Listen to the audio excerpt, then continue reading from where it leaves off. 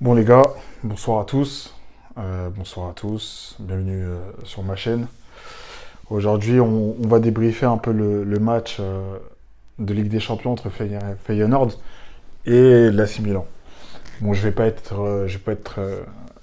trop long parce que je pense que comme moi, vous avez vu le match et il n'y a rien à dire en fait.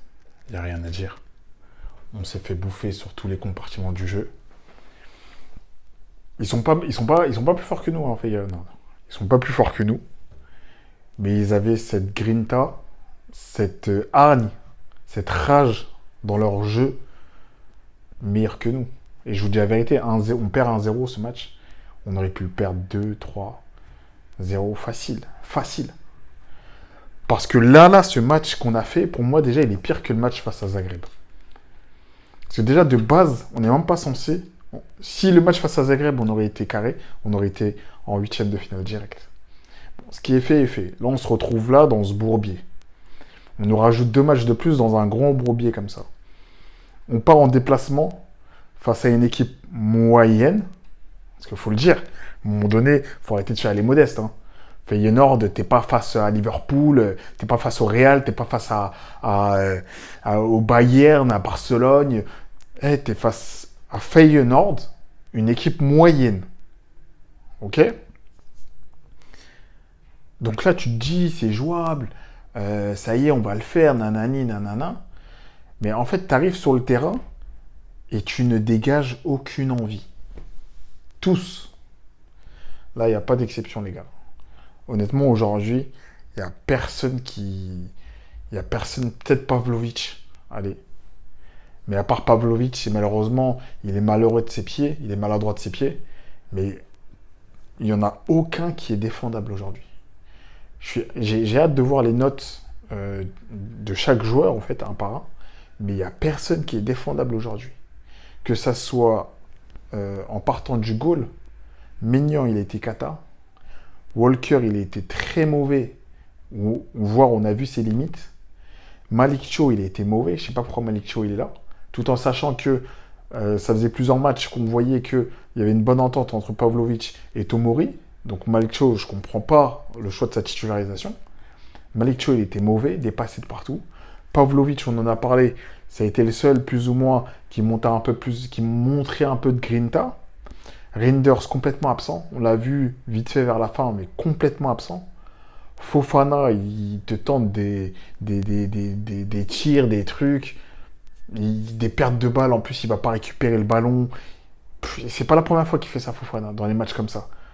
Fofana complètement à la ramasse. Ensuite, on a les deux ailiers. Pulisic. Je vais parler de Pulisic d'abord. Pulisic, transparent. Transparent, transparent. Après, je comprends hein, les enchaînements de matchs, tout ça, etc. Mais Pulisic, transparent. Hernandez, j'ai oublié Hernandez. Hernandez, pareil, il retourne dans ses travers. Je ne sais pas ce qui lui est arrivé, mèche rose, tout ça, etc. On s'est dit, bon, vas-y, il va se la donner, tout ça, etc. Il est en mode Hernandez Prime. Mais non, non, non. Il n'était pas dedans, Hernandez. Hernandez, il n'était pas dedans.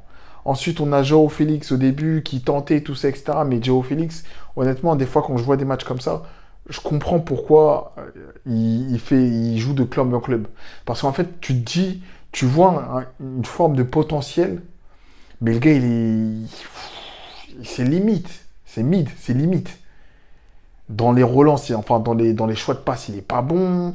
Dans les relances, il est pas bon. Dans les déplacements, il est pas. C'est limite. C'est limite. C'est pas fluide. C'est pas fluide. Alors oui, je comprends. Ils n'ont pas l'habitude de jouer ensemble. Voilà, c'est entre guillemets une nouvelle. C'est même pas une nouvelle équipe. Hein, c'est plutôt une nouvelle offensive qui a été créée. Mais c'est pas bon, les gars. C'est pas bon. Ensuite, je vais parler de Léao. Léao, les gars. Léao. Qu'est-ce que tu nous as fait? Il y a un face-à-face immanquable, tu le manques. Tu joues sur des pénaltys, sur des trucs. Pour moi, à ce moment-là, je ne sais pas s'il y a pénalty. Pour moi, si tu le chiffres pas, c'est pas. Je vais faire un peu comme la Suisse. Là, je vais pas me prononcer parce que, en vrai de vrai, je suis pas choqué qu'il soit pas sifflé. Et s'il aurait été sifflé, j'aurais pas été choqué. Mais c'est léger, c'est léger, c'est léger. Après, il y a contact. Maintenant, il faut savoir. contact, qu'est-ce que ça veut dire. Mais en tout cas, c'est léger. Et ensuite, j'ai Jiménez. Les gars, Jiménez, il joue contre nous ou quoi aujourd'hui? Pour moi, aujourd'hui, Jiménez, il a joué contre nous. Je ne sais pas s'il avait placé un pari avant de partir. Lui, c'est sûr, il a dû placer un pari. Après, il a dû être muté. Il a dû parier en mode qualification. Parce que là, le match qu'il nous fait, il n'était pas dedans, les gars. On va pas se mentir. Hein. On lui laisse le temps, tout ça, etc. Il y a absolument rien. Mais Jiménez, aujourd'hui, il était complètement transparent. J'ai envie de vous dire, limite, Morata, il était transparent, mais il faisait des retours défensifs. Mais Jiménez, devant, il n'y avait personne. Il n'y avait personne. Bon, Abraham, quand il est venu, c'était la même chose. Mais Jiménez, devant, il n'y avait personne.